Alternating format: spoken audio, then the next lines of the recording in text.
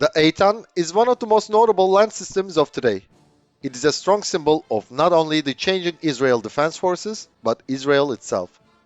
This wheeled armored vehicle closes an era and opens a new one.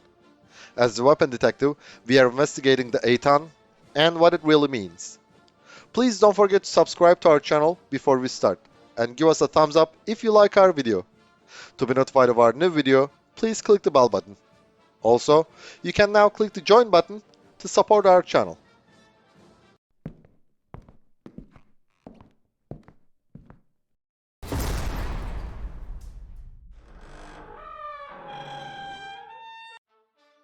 Today, the Israel Defense Forces, shortly IDF, is one of the most effective armies in the world. Its structure does not rely on some theoretical studies, but real combat experience. Although they are popular among the other armies in the world for quite some time, the Israeli ground forces had been reluctant to adopt the wheeled armored vehicles until recently. So, the Eitan is a symbol of an important change. Since the AML-90, which retired in the late 1960s, Israel is adopting a wheeled armored combat vehicle for the first time. What is the reason for this transformation? Before answering this question, let's look at the Eitan's historical background and technological aspects. Israel had preferred the track vehicles due to the geographical factors. But thanks to the development in the automotive technologies, today wheeled vehicles mobility is nearly as good as the track vehicles. Additionally, the modern world has become urbanized rapidly and the road networks have expanded day by day. Current combats generally occur in the urban areas, not in vast plains. So tracked vehicles, which are more expensive to produce, maintain, transport and operate than wheeled vehicles, have lost their priority. After Operation Zug Eitan in the Gaza Strip in 2014, the Israeli military staff began a study on the new nature of modern warfare. According to this study, and the studies on other countries' combat experience in the last 3 decades, it was accepted that the IDF needs a wheeled armored vehicle to replace its old M113s. The first prototype of the new 8x8 vehicle, called Eitan, was revealed in 2016. To keep development and production costs low, nearly 50% of the subsystems have been procured from civilian companies. After the 5-year development process, the serial production of the Eitan wheeled armor vehicle began. It is expected that the first Eitan would enter service at the end of this year. The specifications of the Eitan are not officially released. The vehicle has a 3-man crew: the commander, gunner, and driver. It can carry up to 9 fully equipped infantries. It is estimated that the combat weight of the vehicle is between 40 to 44 tons. It has a length of about 8 meters, a height of 3 meters, and a width of 3 meters. The 750 horsepower diesel engine provides a maximum road speed of 90 kilometers per hour. The range is about 800 kilometers. The armored personnel carrier version has a remote control weapon station with a 12.7mm machine gun. Besides this weapon station, which is operated by the gunner, there is a pintle-mounted 7.62mm machine gun on the commander's cupola. Israel also introduced an infantry fighting vehicle variant with a 30mm gunned unmanned turret. The Army plans to equip this variant with the Spike anti-tank missiles and an unmanned aerial vehicle. The Eitan has a high ground clearance and a V-shaped hull to provide more protection against landmines and improvised explosive devices. This design has been used on the MRAP class armored vehicles successfully for some time. The V-shaped design deflects the blast effect toward the sides when the vehicle detonates a landmine. The Eitan can withstand the explosion of up to 12 kilograms of TNT under the hull floor. This design is effective not only for the survivability of the vehicle, but also protects the crew and infantries. A high silhouette is a handicap for a vehicle on the battlefield in terms of hiding. Yet, in today's combat environment, landmines and improvised explosive devices are more serious threats than direct fire weapons. Also, the developing technologies give new opportunities for the designers to solve the problem that comes from this type of weapons. The active protection systems are highly effective against shape-charged munitions. So, the Eitan's designers count on this technology along with the modular armor structure. The vehicle is equipped with the Trophy Active Protection System. The Trophy's ELM-2133 radar has 4 panels that provide 360-degree coverage. If the radar detects an approaching projectile towards the vehicle, the internal computer determines an interception vector in a matter of split seconds, classifies the threat, calculates the optimal time and angle, and fires the countermeasure munitions. These munitions detonate near the incoming anti-tank missile or rocket and destroy them before they reach the vehicle. The very small kill zone of the Trophy ensures the protection of disembarking infantry from the shrapnels. Besides the protection, the active protection systems also provide better situational awareness. When the attackers launch their weapons, the sensors of the Trophy can detect their exact location.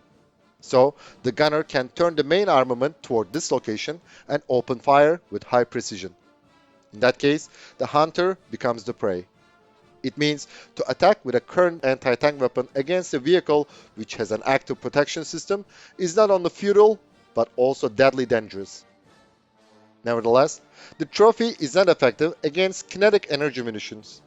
But in the current situation, the IDF does not expect a threat with high-caliber guns. In any case, it is estimated that the armor of the vehicle could withstand 12.7mm or 14.5mm armor-piercing munitions. Also, the shaped surface of the hull makes it possible to deflect the projectiles. The ramp at the back, which is used to embark or disembark the infantry, is protected by 2 extended armored modules. The Eitan is equipped with a central tire inflation system to ensure mobility. This system automatically regulates the air density in the wheels.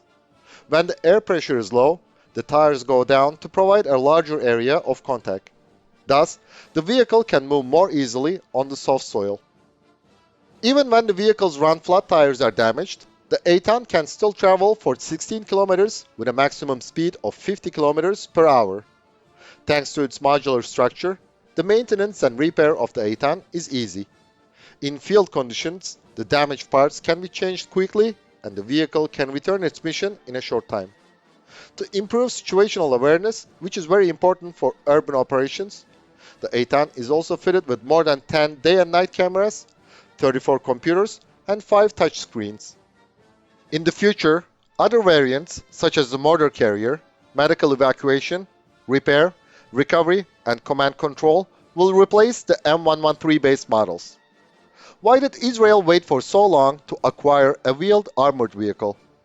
And what does the Eitan tell us about the winds of change in Israel? Let's turn some pages in Israeli military history. Despite the obvious support from the West, Israel was born in some difficult conditions in 1948. First of all, the support from the Western countries was limited and there were some drawbacks in their capitals. Israel was in a hostile environment. All of its neighbors were also its sworn enemies. Israel needed a strong army. It had to buy weapons from wherever it could find to build this army. In the late 1970s, the IDF had worked as a scavenger. Israel gathered obsolete systems rather than modern ones and upgraded them over and over. The Second World War veteran M4 Shermans became M50 Super Shermans on the hands of the Israeli engineers and fought against the latest Soviet tanks successfully. The M3 half-tracks were still the backbone of the armored carrier fleet of the IDF during the 1973 Yom Kippur War.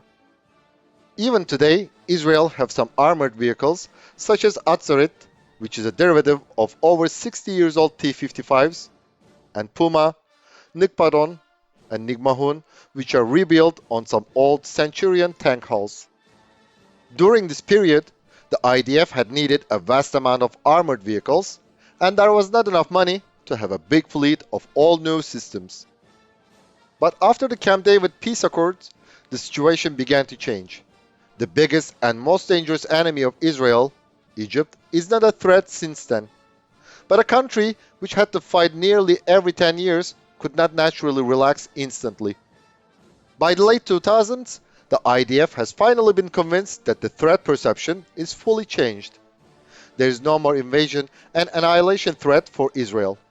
The country has not faced total war since 1973. The 1982 Lebanon War was not a survival war. There are still some terrorist attacks, but they are not comparable with early four great wars in 1948, 1956, 1967, and 1973. This situation changes the Israeli society. Today, more and more Israeli citizens believe that they do not have to fight for country's survival. According to the Israeli Army Ombudsman, retired General Yitzhak Brick, the discipline level of the land forces is constantly decreasing.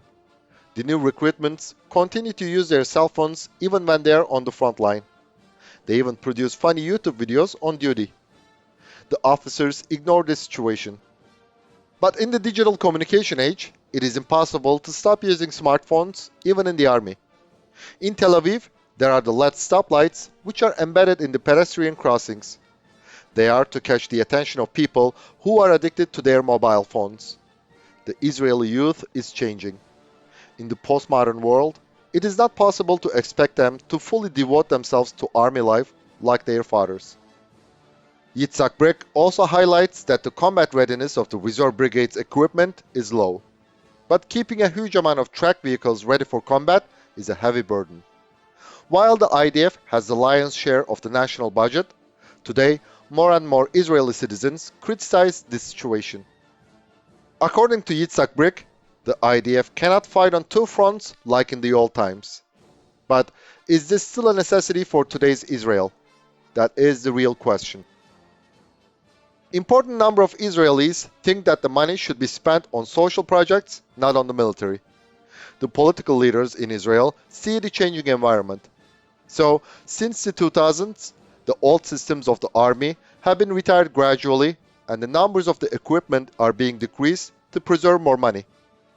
The number of tanks in a standard brigade is reduced from 111 to 102, and some reserve brigades are completely disbanded.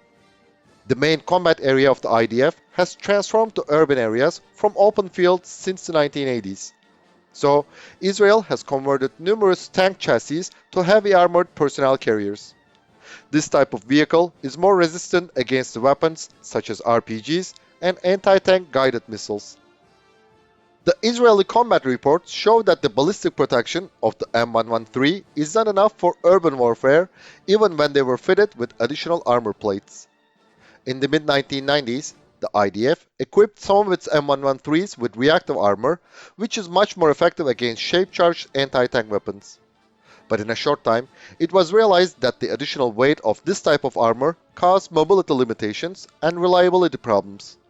So these upgraded M113s were eventually removed from the service. The IDF is now relying on its heavy armored vehicles in case of a new confrontation, but they are too expensive to produce and operate. And like the main battle tanks, they also need tank transporters for deployment. The Eitan reduces the overall cost by 50% and it can go to the mission areas rapidly as they do not require the tank transporters. The shrinking Israeli defense forces need more capable systems to maintain its might. The ground forces have to be re-equipped with more suitable vehicles in terms of mobility and survivability. They also have to be less expensive to produce and operate for the taxpayers' consent. In terms of these, the Eitan is the face of the new Israel. Thanks for watching our video. And please don't forget to subscribe to our channel and give us a thumbs up if you liked our video. To be notified of our new videos, please click the bell button. Also, you can now click the join button to support our channel.